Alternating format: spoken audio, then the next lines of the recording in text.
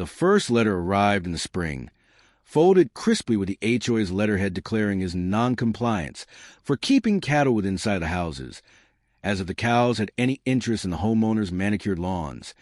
Jeremiah had chuckled softly and tucked the letter into a drawer without replying, for the rules of an HOA held no power over him. Not here, not on his ranch, not on the land his family had paid for in full. When Margaret Collins showed up on Jeremiah Brooks's ranch the following week, she didn't come alone. She arrived in a sleek black SUV, stepping out with her clipboard clutched like a sword and a cluster of board members trailing behind her like nervous foot soldiers, their eyes darting between the pasture and the line of newly built houses in the distance where curious neighbors peered from windows, whispering about the showdown they all knew was coming. Margaret wasted no time with pleasantries, striding up to the fence where Jeremiah leaned calmly, his hands resting on the top rail, his hat tilted low against the sun, and with voice loud enough for everyone within earshot, she barked, "Mr. Brooks, you've been fined $250,000 for continued violations of HOA standards, and if you don't pay within 30 days, we will move forward with foreclosure proceedings." Her words sharp, rehearsed, dripping with the confidence of someone who believed she was untouchable. The board members behind her nodded weakly, though not one of them could look Jeremiah directly in the eye, and the neighbors across the street pressed closer to their curtains, one child whispering, "Why are they yelling at Mr. Brooks?" only to be hushed quickly by his mother. Jeremiah didn't move, didn't flinch, didn't raise his voice. He simply let the silence stretch until it grew uncomfortable, the only sound a low mooing of cattle and the faint buzz of cicadas in the grass, before he asked in his deep, steady tone, "And who gave you the right to fine me for living on my own land?" A question so simple, so clear, that even the board members shifted uneasily, though Margaret only scoffed, snapping her clipboard shut as she sneered. "The HOA governs this community, Mr. Brooks, and that includes you. Rules are rules, and you are not above them." Jeremiah's lips curved into the faintest smile, though his eyes never softened. He replied, "You mistaken me for a man who lives under your rules, but that's your first mistake, ma'am." His words calm but carry enough weight to make Margaret's smirk falter for just a moment before she waved him off, declaring that the matter was final and that he would receive notice of a board hearing where his fate would be decided. Over the next 2 weeks, the harassment grew relentless. Letters delivered daily, some stuffed into his mailbox, others taped boldly to his gate, each one escalating in threat, demanding payment, promising legal ruin, warning of police involvement if he failed to comply. And though Jeremiah collected each one carefully, tucking them into a neat folder on his kitchen counter, he never once showed anger, never once called to protest, only waited with the patience of a man who knew. Storms must sometimes break before the sky clears. Meanwhile, Margaret strutted through HOA meetings boasting of her victory, telling residents that Jeremiah's noncompliance would serve as an example of what happened to those who defied her, and while some nodded nervously, others whispered that perhaps she had gone too far, for everyone knew Jeremiah had lived there long before the HOA ever existed, and though he never flaunted it, there was something about his calm that unsettled even the boldest critics. The board meeting date was set, notices plastered on every door, and Margaret relished the spectacle she envisioned. Jeremiah, forced about his head, humiliated before the entire community, paying her fine or losing his land entirely. But what she didn't know was that Jeremiah had been preparing quietly, pulling out old leather-bound folders from his study, deeds yellow with age but legally sound, maps marked with surveyor stamps, records that trace back generations, and as he laid them out on his table, his grandson watching with wide eyes, Jeremiah explained softly, "People like Margaret think power is in paper fines and loud voices. However, what is written in the land has real power. Our family never sold, only leased. That means every house they think they own, every street they walk on, it's all standing on ground that belongs to us." Words that left the boy speechless, his chest swelling with pride, and as Jeremiah stacked the documents neatly, securing them in a worn leather case, he added, "She thinks she's making an example out of me, but soon she'll learn she's been living under my rules all along." The night of the hearing, the community hall was packed, residents filling every chair, some standing, along the walls. the tension so thick it buzzed like electricity, and Margaret, standing at the front with her board, basked in the crowd's attention, her voice sharp as she declared, "We are here to address the matter of Mr. Brooks's repeated violations and his outstanding fines of $250,000, her tone triumphant, certain of her victory, while Jeremiah sat quietly in the front row, his leather case resting on his lap, his hat in his hands, his face unreadable.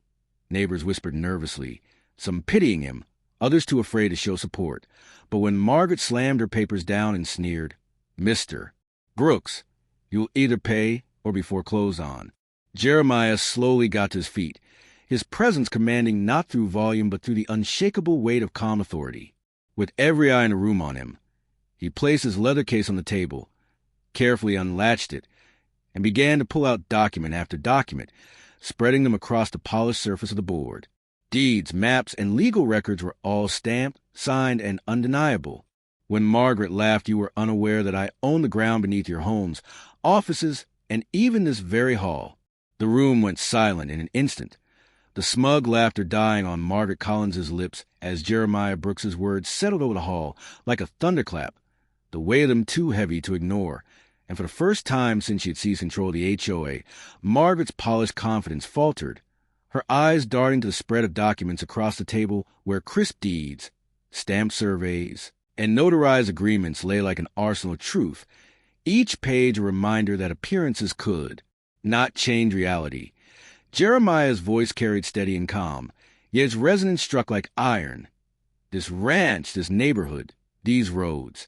You've been building your kingdom on leased land that was never yours to govern, and my family never sold a single acre.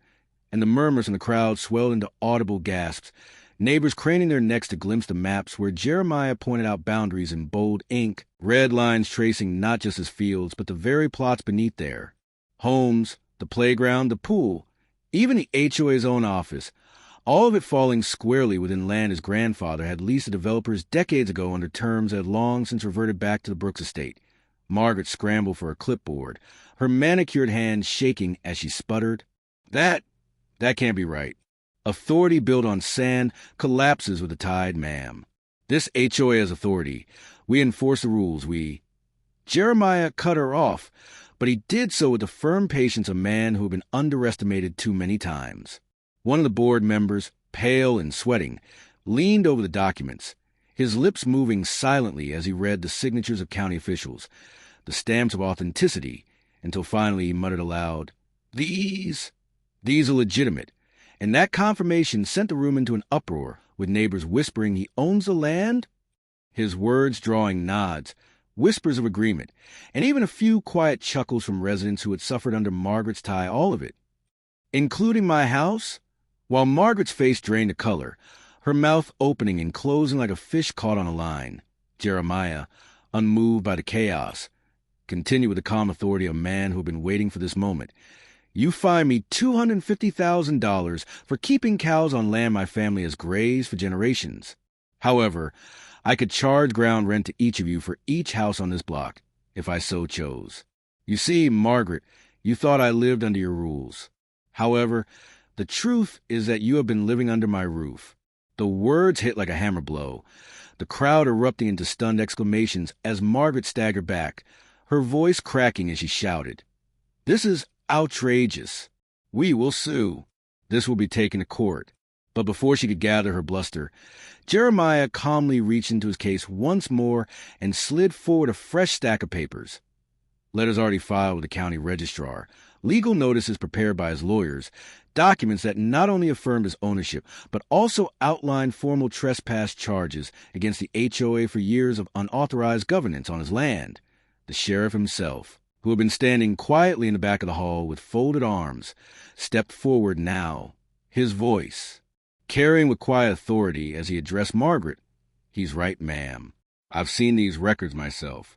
You and your board have been operating outside your jurisdiction. If Mr.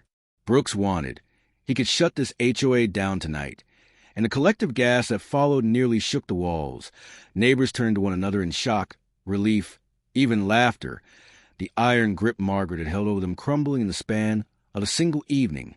Margaret, desperate, turned on the board for support, But they shrank from her glare, none willing to side with her now that the truth was undeniable. And as her voice broke into shrill protest about standards and aesthetic control, Jeremiah simply tipped his hat, gathered his papers back into the leather case, and delivered the final blow with a calm smile. Standards don't mean a thing when you don't own the ground you stand on, leaving Margaret pale, trembling, her empire of fines and threats dissolving into dust before the eyes of the very people she had ruled with fear. In the days that followed, the neighborhood that had once lived under Margaret Collins's iron fist of fines and intimidation transformed almost overnight, her shrill voice and endless notices replaced by a silence that felt like freedom. For when the truth of Jeremiah Brooks's ownership spread beyond the walls of the community hall, reporters came knocking, county officials launched investigations, and the HOA board members, many of them frightened, some ashamed, resigned one by one, unwilling to face the backlash of residents who now realized they'd been paying into a system built on arrogance and fraud. Margaret herself was stripped of her presidency, her smug veneer shattered as she was dragged into civil court, facing lawsuits not only from Jeremiah, but from dozens of families she had harassed with fabricated fees, her once pristine reputation crumbling as quickly as the authority she had flaunted. And while some neighbors rejoiced openly, others still walked cautiously, unsure of what would come next.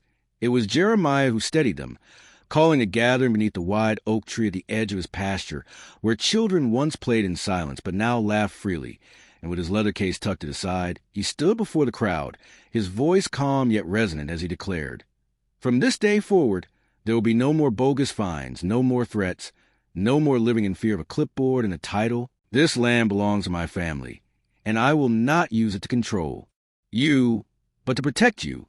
Words that were met first with stunned silence, then with applause that swelled until the air itself seemed to vibrate with relief and gratitude.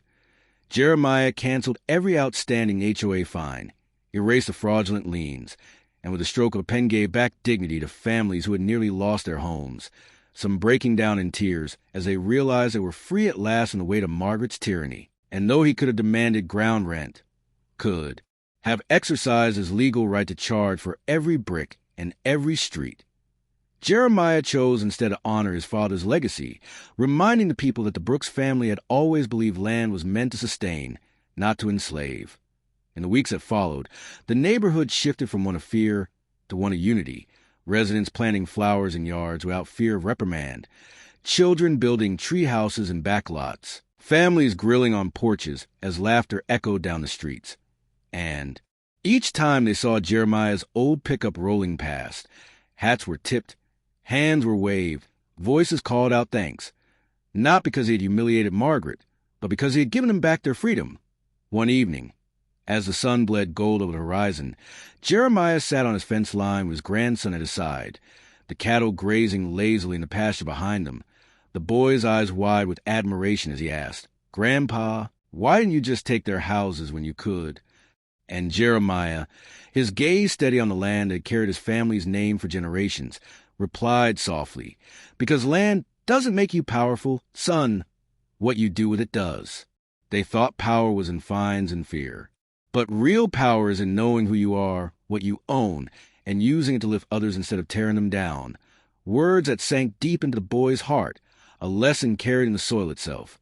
And so the story closed not with gavel strikes or foreclosure notices, but with the quiet dignity of a man who had turned arrogance into humility, oppression into freedom, and fear into respect, his figure silhouetted against the wide, endless sky as the narrator's voice reminds us. Sometimes the quietest man, the one underestimated, overlooked, even mocked, is the one who carries the greatest authority. Not through noise, not through threats, but through patience, legacy, and the undeniable truth written in the land beneath his feet.